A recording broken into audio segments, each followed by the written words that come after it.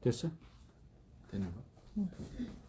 만약에 혹시 영진 형제 좀 중간 켜보세요. 중간에 끊겨도 공기 떠요? 얘들아 라이브 좀 떠요? 중간에 끊겨도 계속 가지고 세이브해서 나중에라도 보내자고. 네. 응? 만약에 안 되면은 녹화는 되는 거니까. 자, 기도하겠습니다. 하나님 아버지 감사합니다. 부활절 감사 예배로 하나님께 드리는 생방송 예배로 시작합니다. 주님께서 특별하게 함께해 주옵소서. 종들의 심령에 사망을 이기신 그리스도와 함께 일생을 살아가는 이 영광스러운 삶을 다시 발견하게 해 주옵소서. 예수 그리스도의 이름으로 기도 올립나이다. 아멘. 찬송.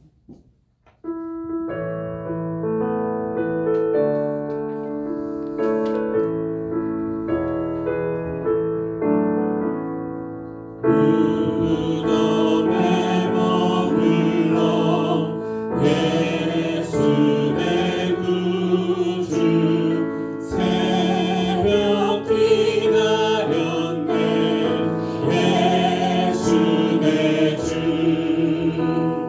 원수를 다 이기고 무덤에서 살아나셨네 어둠을 이기시고 나와서 성도와 함께 길이 다스리시네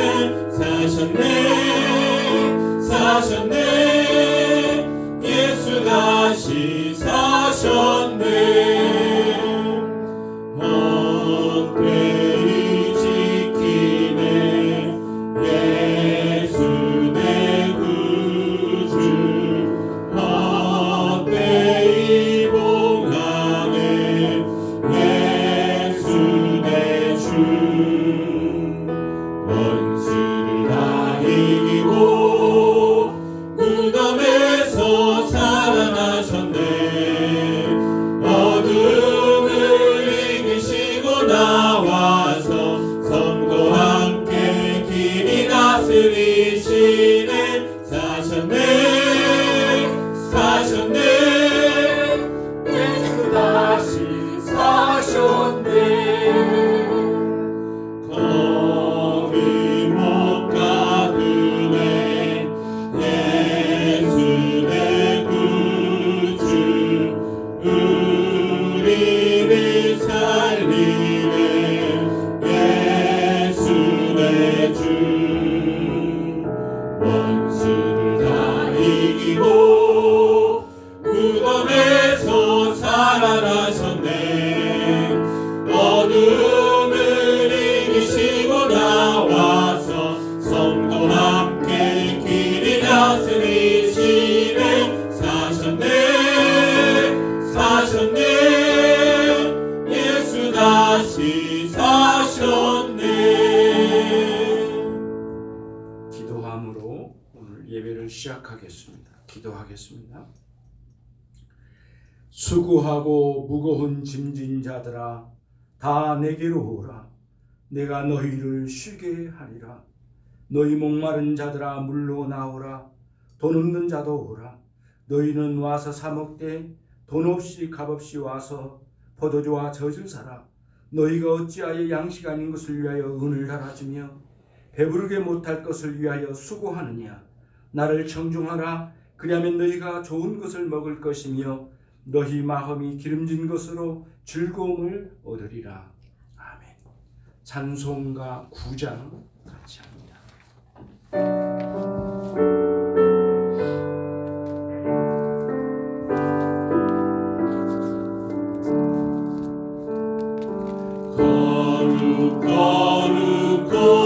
거룩 전능하신 주여 이른 아침 우리 주를 찬송합니다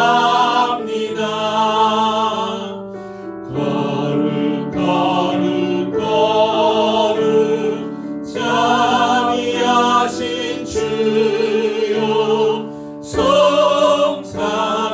삼위일체 우리 주로다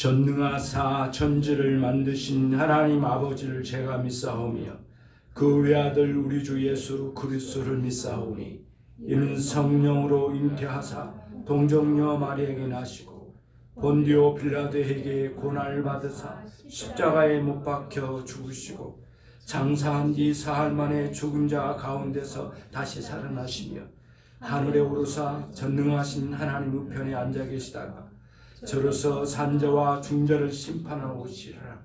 성령을 믿사오며 거룩한 공예와 성도가 서로 교통하는 것과 죄를 사하여 주신 것과 몸이 다시 사는 것과 영원히 사는 것을 믿사옵나이다. 아멘. 찬송하시겠습니다.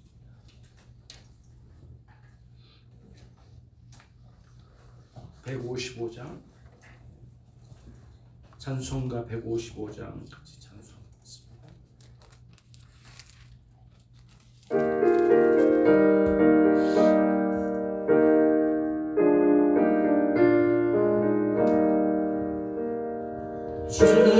주님께 영광 다시 사신 주 사망 권세 모두 이기시었네. 흰 옷 입은 천사 돌을 옮겼고 누우셨던 곳은 비어 있었네.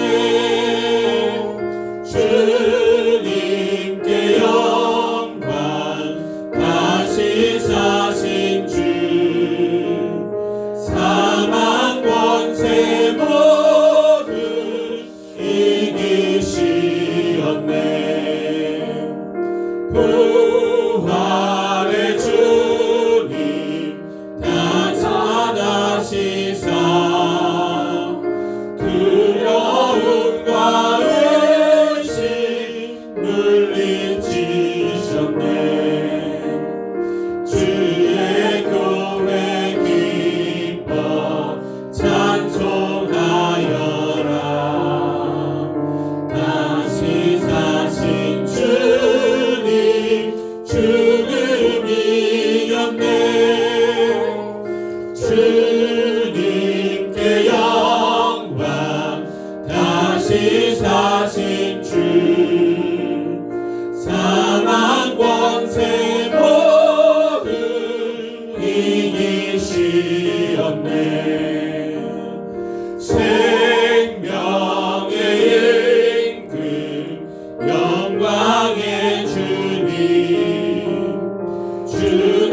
없는 삶은 헛되뿐이라. 주의 사랑으로 세상 이기고 요단 건너 본향 가게 하소서. 주님께 영광 다시 사신 주 사망 권세 모두 이기시었네. 약한 나로 강하게 찬송하고 우리 함께 기도하겠습니다.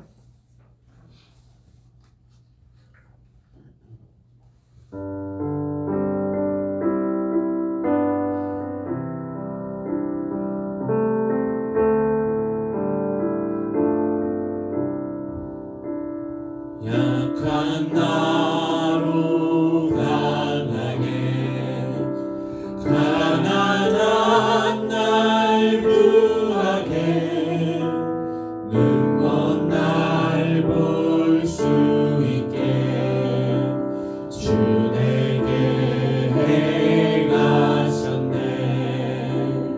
호산나 호산나 죽임 당한 어린 양 호산나 호산나 예수 다시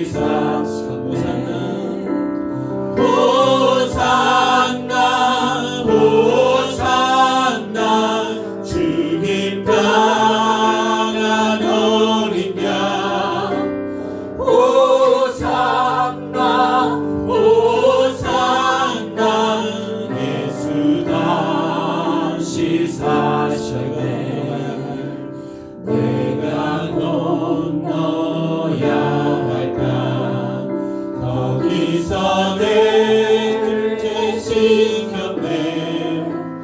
이제 주의 사랑이 나를 향해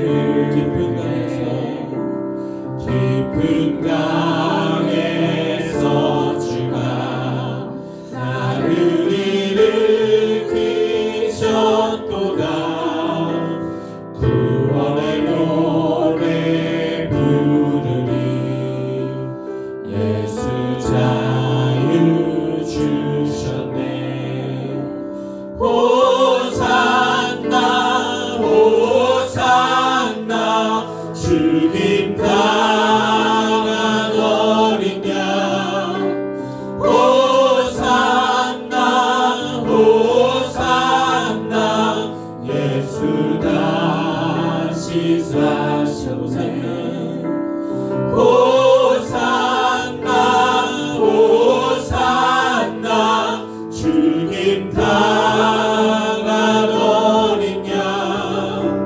호산나 호산나 예수 다시 사셨네. 같이 함께 기도하겠습니다. 이 시간 기도할 때 하나님, 특별히 부활주일인데 주님이여 승리의 삶을 살게 해주십시오. 사망 권세를 이신 그리스도를 힘입어 살게 해주십시오. 기도하겠습니다. 삼위오신 하나님 아버지 감사합니다. 주 하나님께서 이 환난의 시기에 영상을 내며 우리 주님 앞에 나가는 귀한 종들을 특별히 사랑해 주시고 인도해 주시기를 원합니다. 아버지 하나님, 이제 주님께서 우리를 향하여 베풀어 주신 구원의 은총이 무엇인지를 이 안심에 깨닫게 해주시기를 원합니다. 하나님 아버지, 사망 권세를 이기신 그리스도를 힘입어 살아가는 삶의 원리가 무엇인지를 알게 하시고 우리의 인생을 이끌어가신 주님과 함께 더불어 살아가는 삶의 원리를 깨달아 알아갈 수 있도록 하나님 역사해 주시기를 원합니다. 당신의 성도들이 우리를 이끌어주시고 생명의 역사를 새롭게 일으켜주시기를 원합니다. 절망 가운데 있는 영혼들, 그리스도를 제대로 알지 못한 영혼들에게 새로운 깨달음의 역사를 하나님께 해주시고 존귀하신 우리 주님을 위하여 살아가게 해주시기를 원합니다. 하나님께서 특별하게 안겨주셔서 그분을 위하여 살아가는 모든 종들이 되게 해주시고 새로운 출발이 될 수 있도록 역사해 주시기를 간절히 소원합니다. 자비로우신 하나님께서 함께 해주옵소서. 예수 그리스도의 이름으로 기도 올려옵나이다. 아멘. 김신자 권사님께서 우리를 대표해서 기도해 주시겠습니다. 기도하겠습니다.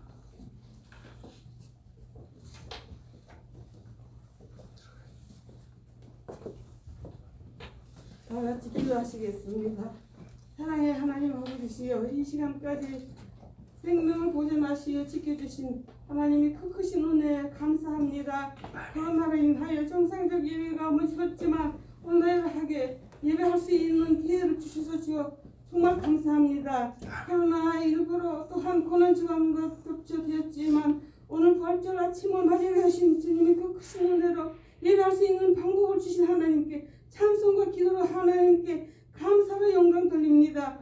이 부족하고 허물이 많은 죄인을 이 귀한 자리까지 불러주시사 세워진 하나님께 또한 감사합니다. 오늘도 주님을 묵상하며 우리를 위한 고난의 십자가의 길을 걸으신 구원의 주님, 십자가 위에서 고통과 피 흘려 돌아가신 주님, 나란히 우리를 구원하시려고 십자가에 오르신 주님, 그러나 사망 권세를 이기시고 부활하신 주님, 우리에게도 부활의 소망이 되신 주님이여, 이 소망 그 소망을 품고 날마다 주와 동행하면서 살아가는 하나님이 자녀답게 주님이 만나는 그날까지 기도와 예배가 끊어지지 않는 항상 깨어있게 하옵소서. 인천열린교회 성도들 한 사람 한 사람이 자녀들과 가족을 위하여 눈물로 기도하게 하옵소서. 말씀에 눈물로 씨를 뿌리는 자는 기쁨으로 부른다, 이 말씀이 이루어지게 하여 주시옵소서.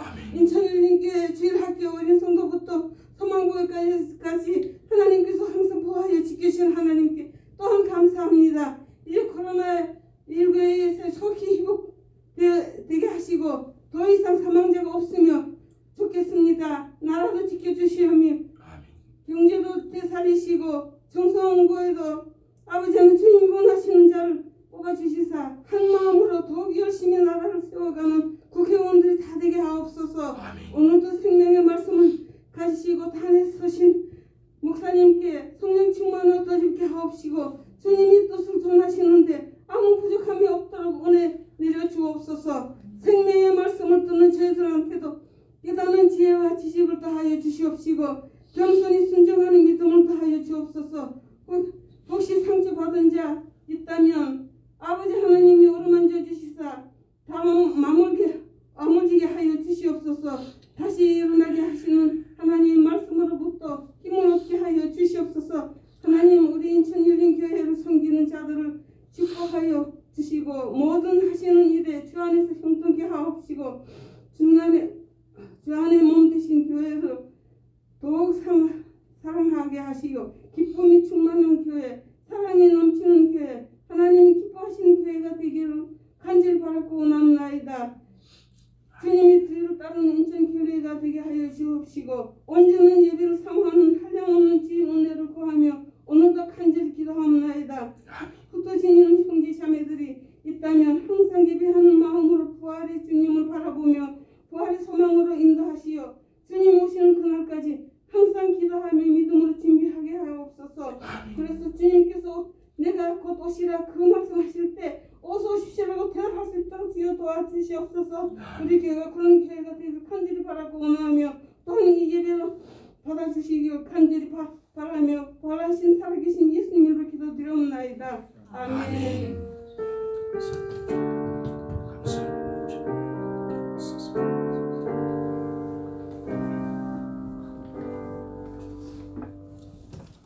안녕하십니까. 네. 인천열린교회 성도님 흩어진 가운데 가정에서 예배하신 여러분들과 또 이렇게 만나게 되었습니다. 영상 예배로는 4월 19일까지 일단 예정된 대로 다음 주까지는 영상 예배로 가고요. 그리고 그 이후에는 어떻게 할까?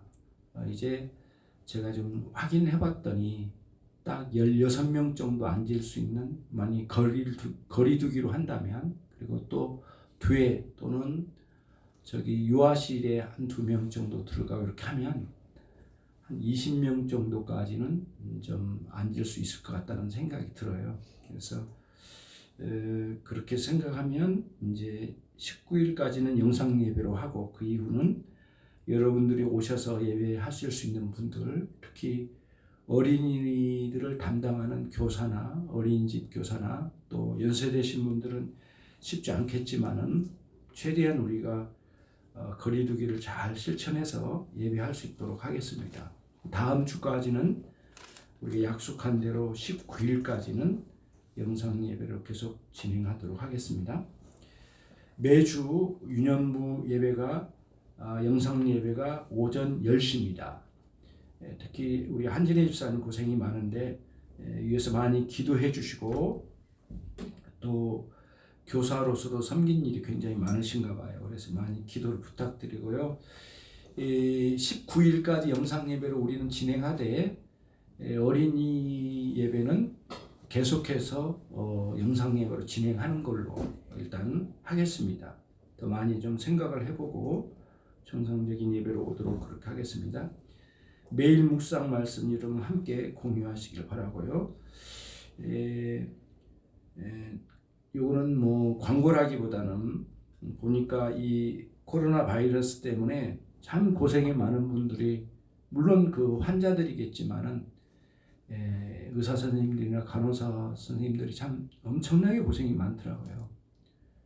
거의 뭐 실신 직전까지 가더라고요. 한번 이렇게 뛰고 오면은 그런 걸 볼 때 참 기도 많이 해야 되겠다. 저분들이 정말 고생이 많구나.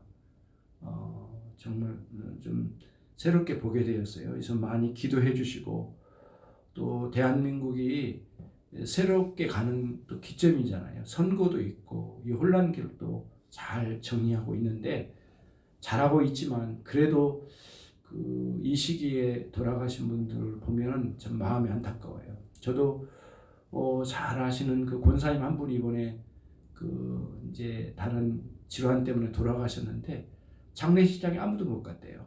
너무 마음이 아프더라고요. 참 가까이 지내신 권사님이신데 자꾸 생각이 나더라고요. 그래서 안타까웠는데 이 시기를 잘 건너뛰고 우리가 승리해서 좋은 회복의 날이 오게 될 거고요. 이후에 우리가 더 열심히 이 시기가 지나고 난 뒤에 더 열심히 하나님께 잘 살자라는 그런 다짐을 해보면서 여러분 함께 견뎌나갈 수 있기를 바랍니다.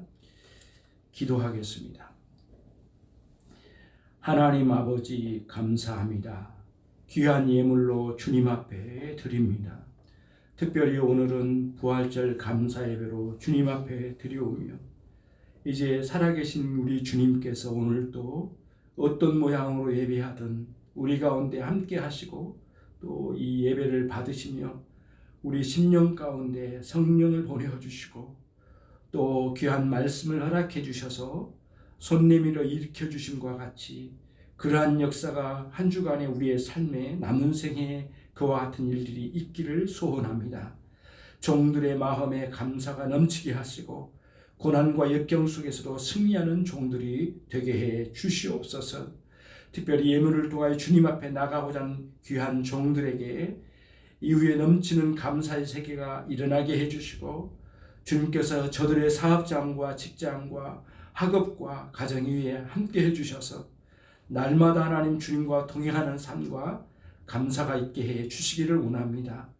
찾아온 모든 종들 또 영상으로 함께 예배하는 모든 종들 위해 주님의 한량없는 은혜를 베풀어 주옵소서. 인천 열린교 모든 권속들을 축복하옵고 예수 그리스도의 이름으로 기도 올리옵나이다. 아멘.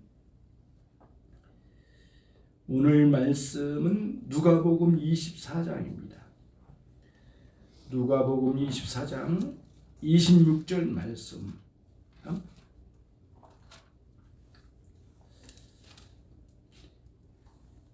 같이 26절 말씀 같이 읽겠습니다. 그리스도가 이런 고난을 받고 자기의 영광에 들어가야 할 것이 아니냐 하시고.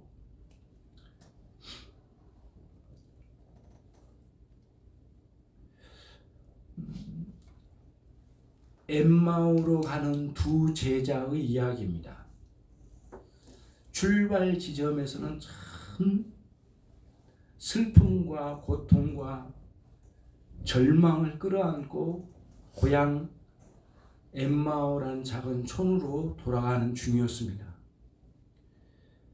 예수님께서 지난 주간 목요일 밤에 겟세마네 동산에서 체포되시고 당시에 12제자 모두 흩어져 도망간 가운데 예수님께서 헤롯 왕과 그리고 빌라도 총독에게 끌려다니시며 온갖 모욕을 당하시고 죽으셨어요. 십자가에 달려 죽으셨죠. 이러한 일련의 과정에 큰 충격을 먹은 겁니다. 어떻게 그렇게 뛰어난 능력을 가진 그분이 죽은 자를 살리신 능력의 소유자 그 선지자가 어떻게 대제사장들에 의해서 빌라도 법정에 넘겨버리고 그 예수를 죽게 할 수 있단 말인가? 이것도 이해가 되지 않는 가운데 하시는 말씀이나 그분이 하신 일의 능력은 매우 뛰어나서 정말 충격적으로 많은 사람들이 그분을 따랐거든요. 지금 엠마오로 가는 이 두 사람도 그 예수님을 상당 기간 따라다녔던 사람인 것 같아요. 그래서 이 목요일에 잡히시고 금요일에 처형당하신 거죠. 그리고는 안식일인 토요일을 지나서 그 안식일 다음 아침에 주섬주섬 예루살렘을 벗어나서 작은 촌 엠마오로 가는 길이었습니다. 전체 정황을 보면 저는 추측하기인데 오후 한 5시나 6시 정도에 출발한 것 같아요. 여러 가지 정황으로. 왜냐하면 예루살렘으로부터 엠마오로 가는 거리가 3시간 거리였거든요. 11km 정도 됐으니까. 그리고 3시간 거리 정도 갔는데 도착 무렵이 어두워졌다고 그랬어요.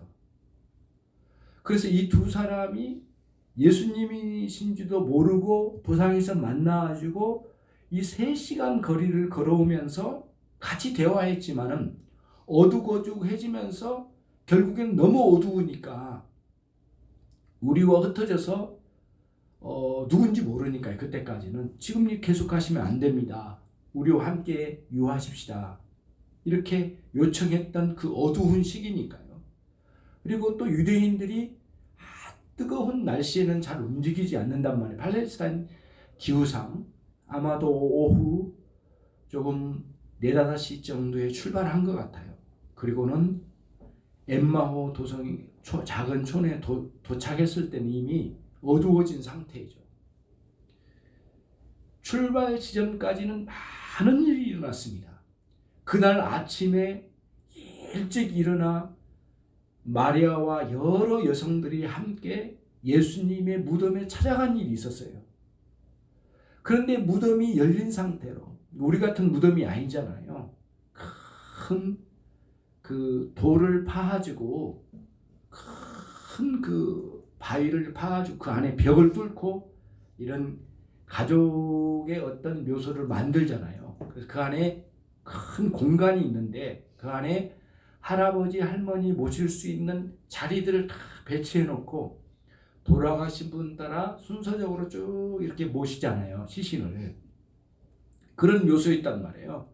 그래서 돌의 뚜껑을 제끼고 갈 수 있을지는 모르겠지만 일단은 그 묘지까지 가는 것은 이 마리아 사랑하는 주님을 그토록 사랑했던 마리아들이 아침 새벽 일찍 가보았지만 무덤의 뚜껑은 열려 있고 예수님의 시신은 없고 거기서 천사만 만났는데 그분이 살아났다는 말씀 그 한마디 듣고 돌아온 겁니다. 요게 엠마오 도성으로 가는 두 사람이 아침에 경험한 이야기예요. 그리고 그 일이 너무 놀라워서 12제자 중에 몇 사람, 서너 사람이 달려가지고 무덤에 갔는데 예수님의 시신이 없는 거예요.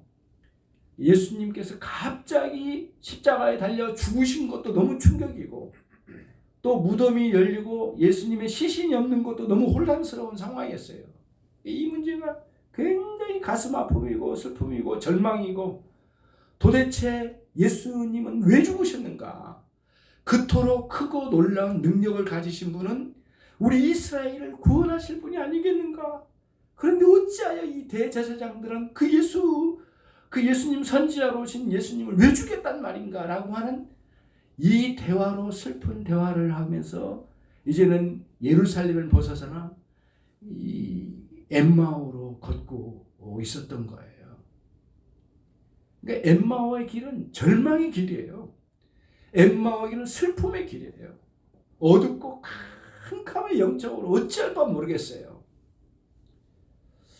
여러분 이런 경험이 있으신지 모르겠어요.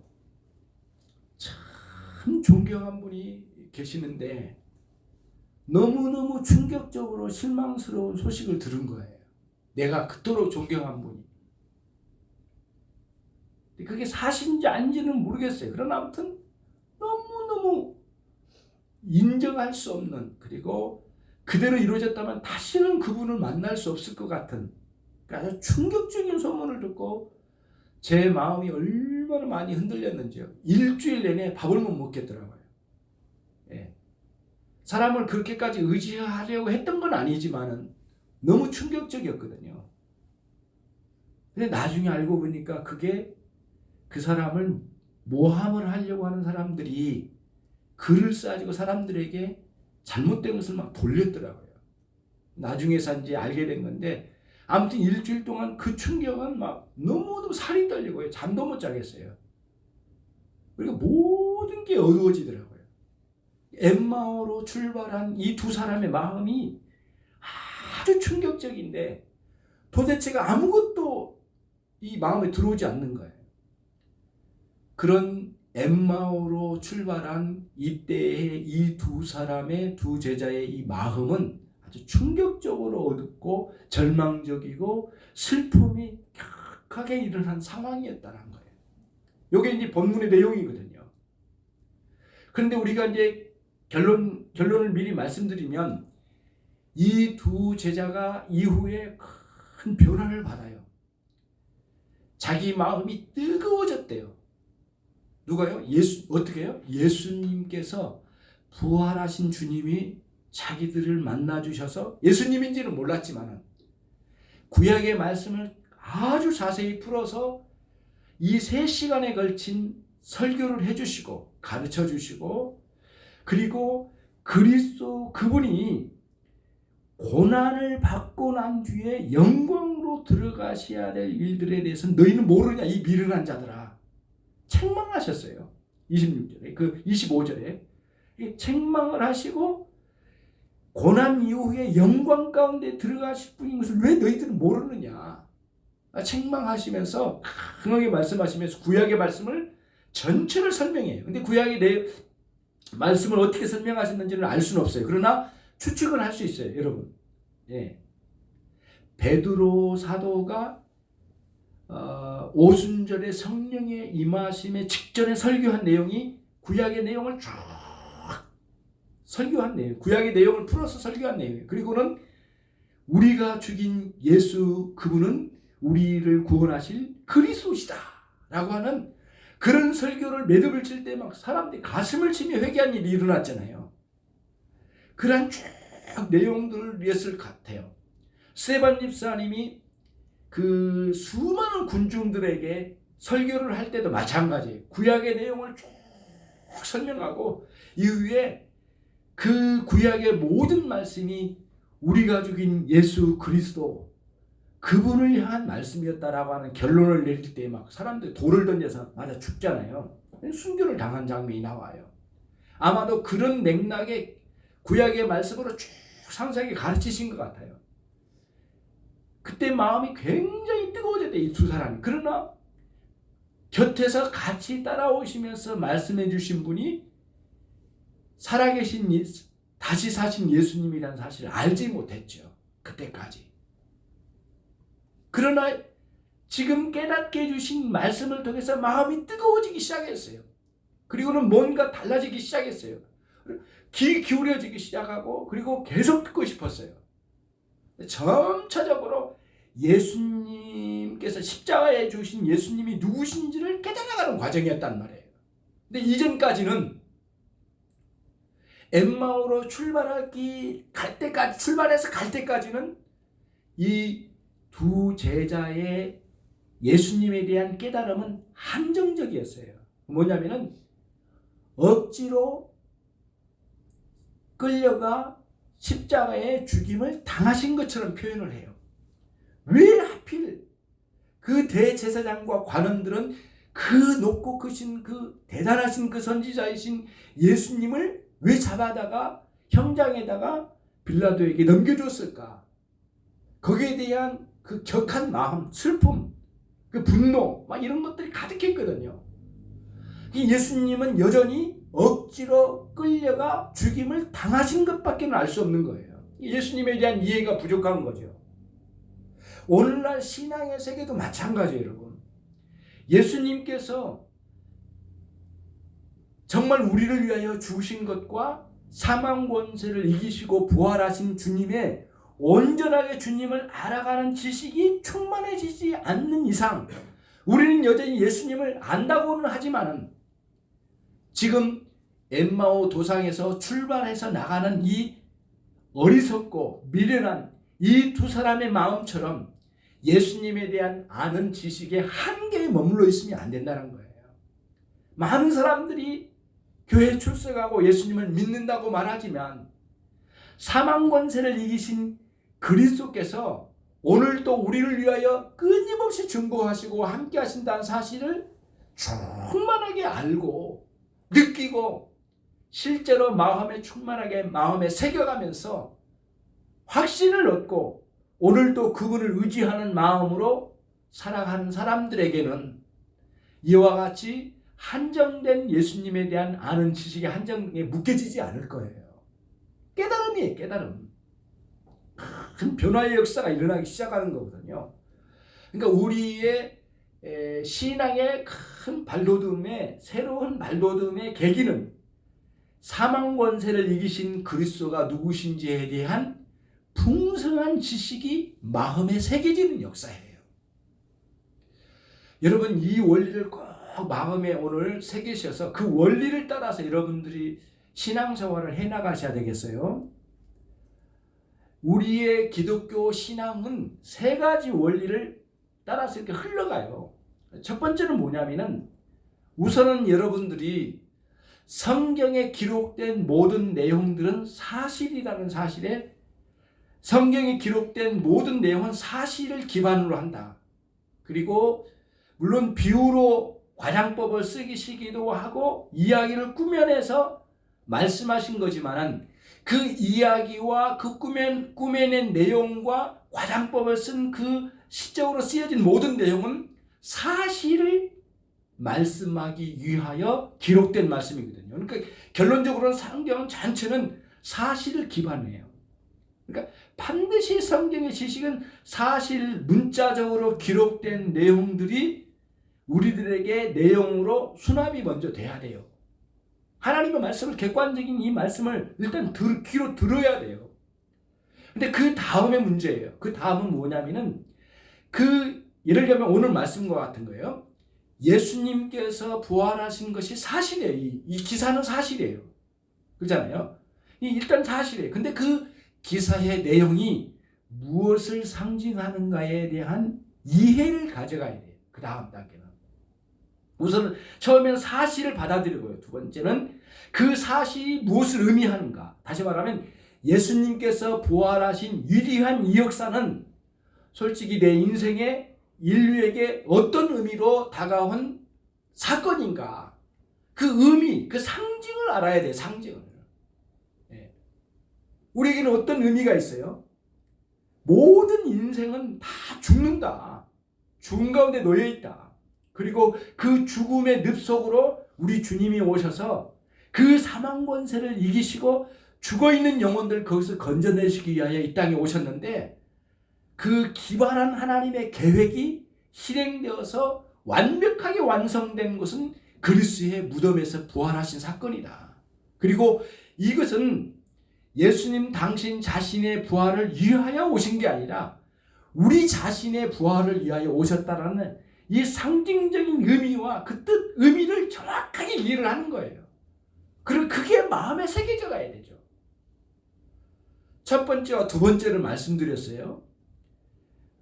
부활의 사건을 명확하게 듣고 받아들이고 두 번째는 그 상징, 그 의미를 받아들여서 멀리는 언젠가는 우리의 육체도 완전하게 부활의 역사가 일어날 거라는 소망을 갖고 살아가라고 주신 그리스도의 부활의 사건의 상징이요 의미가 담겨져 있다는 거예요. 세 번째는 이거예요. 이거를 놓치면 안 돼요. 세 번째는 뭐냐면은 그 예수 그리스도의 부활의 사건이 사실은 의미도 있지만은 더 중요한 건 오늘 현실적으로 우리의 삶에 영적으로 역사되는 부활의 역사가 계속돼야 돼요. 그게 뭐냐면은 이거예요. 앞에서 금요일에 십자가에 죽으신 그리스도의 죽으심, 십자가에 매달려 죽으심의 사건은 오늘 영적인 의미로는 영적으로 적용돼야 될 건 뭐냐면은 끝없이 우리의 절망과 슬픔과 죄로 말미암아 매몰되어 가기 쉬운 우리의 연약한 본성들 안에 죽어가는 수많은 이 연약한 상황에 놓여져 있는 우리들을 십자가에서 완전히 그 죄의 세력을 괴멸시키는 위대한 역사가 십자가의 그리스도의 죽으심이에요. 그것은 우리의 십자가의 죽음과 동일한 거예요. 왜냐하면 우리가 그리스도와 함께 십자가의 죽으신 의미로 우리에게 주셨으니까. 그러니까 날마다 나를 무너뜨리게 하는 수많은 어둠의 세력, 그리고 나를 절망케 하는 수많은 세력, 나를 슬픔에서 벗어나지 못하게 하는 수많은 세력을 무너뜨리고 우리 주님께서 승리하셔서 일으켜주시는, 다시 말씀드려서 은혜의 역사로 나를 새롭게 세워주시는 위대한 역사가 이 부활의 역사라는 거예요. 십자가에서 죄악의 본성을 죽여가신 역사가 있고, 부활의 역사를 통하여 내 영혼 안에 끊임없이 은혜를 일으켜주시고자 하신 하나님의 계획 속에서 내 인생, 특별히 영적으로 살아가는 내 삶 가운데 부활의 능력으로 내 영혼 가운데 날마다 역사되는 실제적인 역사, 영적인 역사가 내 안에 일어나야 된다는 거예요. 문자적으로는 그리스도의 부활의 사실을 받아들이는 것과, 그리고 부활의 역사는 어떤 의미가 있는가? 나의 죽음, 영원한 죽음을 영원한 생명으로 바꾸신 위대한 역사라는 상징적인 의미가 있고, 그리고 큰 소망을 우리에게 주었고, 세 번째는 오늘 지금 살아가는 이 시간 동안에도 영적으로 절망 가운데 무너질 자가 아니라 날마다 우리 주님은 우리에게 손을 내밀으셔서 그 무덤 가운데 넘어져 있는 것처럼, 쓰러져 있는 것처럼, 시체처럼 살지 마라. 내가 너를 살리지 않았느냐. 그러면서 내 마음과 영혼에 절망적으로 다가가는 모든 상황을 이끌어내셔서 생명적인 요소로 가서 나로 하여금 하나님 앞에서 신자답게 살고, 그리고 그 영생을 마음껏 누리면서 살 수 있는 길이 완벽하게 준비되었는데 왜 너는 왜 거기서 절망하느냐.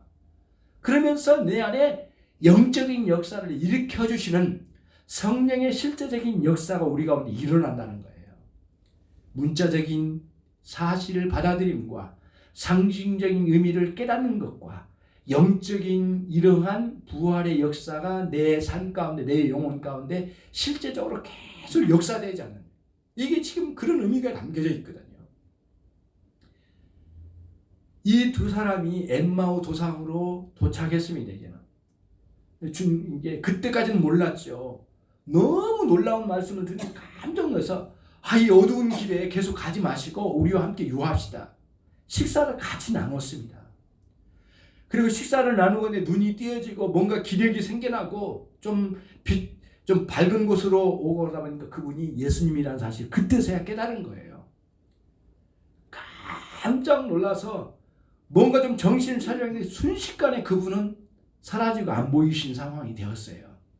그때 이 두 사람이 견딜 수 없는 마음을 가지고 거기서 자리를 박차고 일어났습니다. 그 전에 바로 예루살렘으로 달려갔어요. 그래서 예루살렘에서 서북쪽으로 11km 정도인데 11km를 다시 거꾸로 이 밤에 돌아온 거예요. 예루살렘으로. 이 두 사람이 돌아와가지고 예루살렘 성전의 약간 남쪽에 거간에 붙어있고, 예루살렘은 그렇게 떨어지지 않은 곳에 마가의 다락방이라는 큰 다락방이 있었어요. 거기에 제자들과 함께 사람들이 모여 있었던가 봐요. 거기 찾아 들어간 거예요.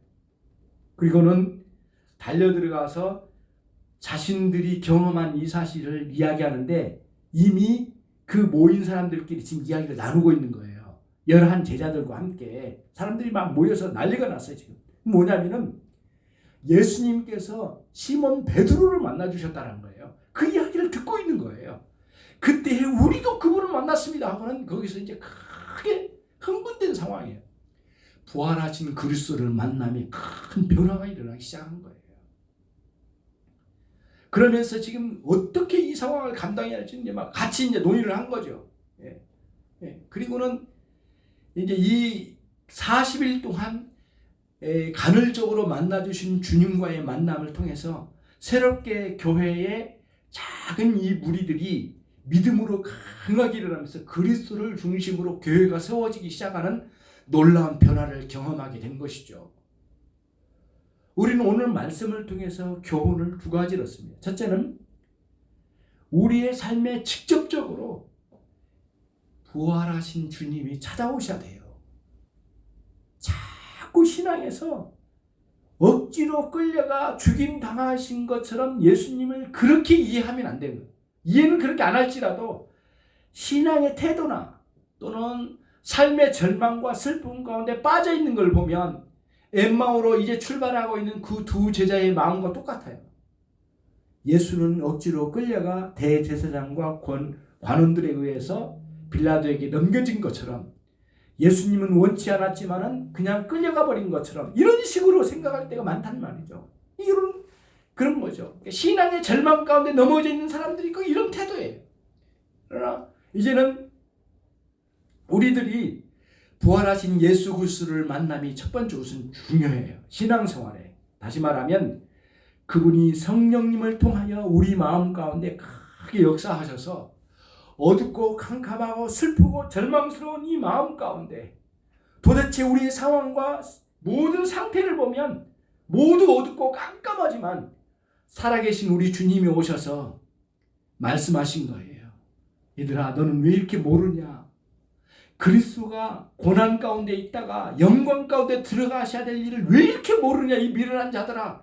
이렇게 말씀하신 것과 같이 강하게 하나님의 말씀이 우리의 마음을 두들기고 깨워주는 위대한 부활하신 우리 주 예수 그리스도가 여러분의 주인이고 여러분의 인생을 이끌어 가시고 영원토록 함께 하신다는 위대한 역사, 그리고 그 약속의 말씀을 붙들고 살아가는 신자의 마음으로 회복이 돼야 되죠. 어떤 분의 간증을 제가 들었어요. 이분이 참 어렸을 때 가난했답니다. 이분이 한국교회 큰 신학자이신데 정년 퇴임하시고 난 뒤에 인터뷰를 했어요.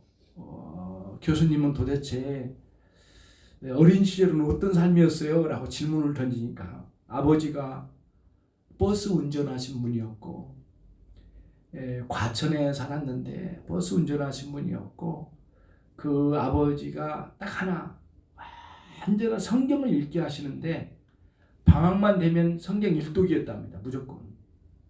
그리고는 퀴즈를 내가지고 정확한 답이 안 나오면은 일독을 했어도 일독한 거를 안 한 걸로 취급을 하셨대요. 그러니까 정말 학교 가는 것보다는 아빠의 성경 퀴즈가 가장 두려웠대요.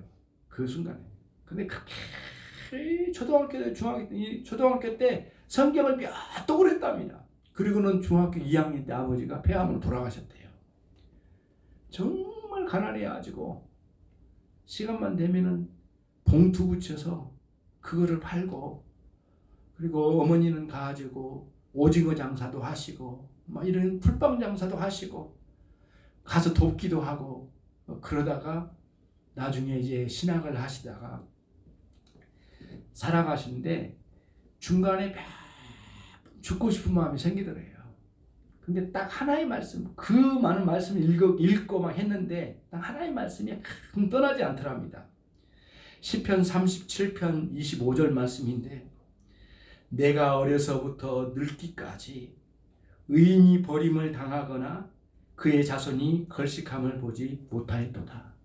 너무너무 많은 세월을 굶어갔는데 의인의 자식들이 굶는 것을 못 본대요. 그 말씀이 충돌이 일어나기도 하고 또 언젠가는 굶어 죽지는 않겠지라고 하는 희망이 있고 막 이게 오가더라는 거예요.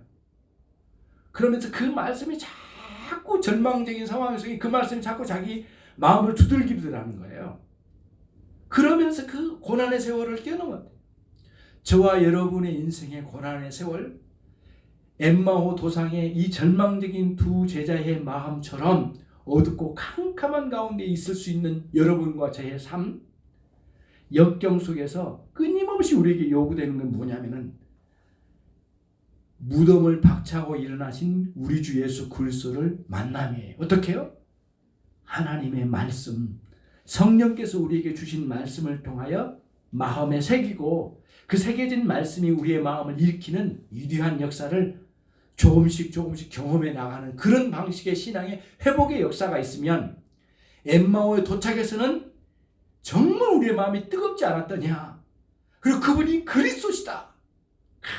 깜짝 놀라 마하의 다락방으로 다시 그 밤에 뛰어 달려갔던 것처럼 우리의 마음에 새로운 큰 변화가 일어날 거예요. 저와 여러분이 그런 삶이 되기를 바랍니다. 이거는 위대하신 우리 주님이 사망 권세를 이기신 그리스도께서 우리 안에 일으켜주신 아주 유일한 방식이라고 생각돼요. 주님께서 특별하게 말씀과 성령으로 여러분 가운데 부활하신 우리 주님이 찾아오실 거예요. 어둡고 캄캄한 그 시기에 승리의 주님이 여러분의 인생을 이끌어 주실 줄로 믿습니다. 그 확신 가운데 의존하여 살아가는 여러분의 삶이 되시기를 주님의 이름으로 축원합니다. 기도하겠습니다. 하나님 아버지 감사합니다. 우리같이 인생을 살아가는 가운데 하나님 궂은 날씨와 같이 비가 내리고 슬프고 절망적인 상황처럼 다가올 때가 얼마나 많은지 모릅니다. 그때마다 우리의 신앙은 마치 예수님이 억지로 끌려가 죽임당하신 것처럼 생각하거나 그렇게 비참하게 죽으신 것으로 끝나버린 것처럼 생각하는, 그리고 그런 태도로 우리의 신앙을 이끌어갈 때가 얼마나 많았는지 모릅니다. 주님 찾아오십시오. 우리의 인생 가운데 오십시오. 그리고 말씀해 주십시오.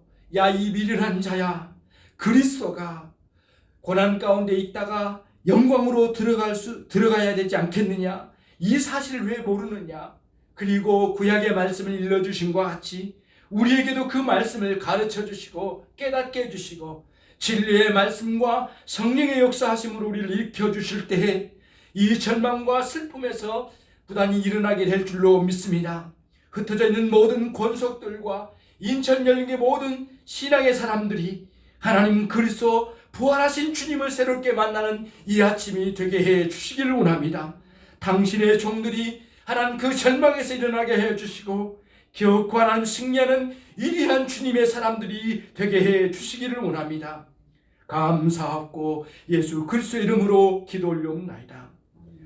주 예수 그리스도의 은혜와 하나님 아버지의 극진하신 그 사랑과 우리 성령님의 내주 교통하심이 부활하신 우리 주 예수 그리스도를 만나 뵙기를 원하고 그분이 우리에게 들려주신 말씀을 듣고자 하는 그런 신앙의 갈망을 갖고 살아간 모든 종들 위해 지금으로부터 영원토록 함께해 있을지어다. 아멘.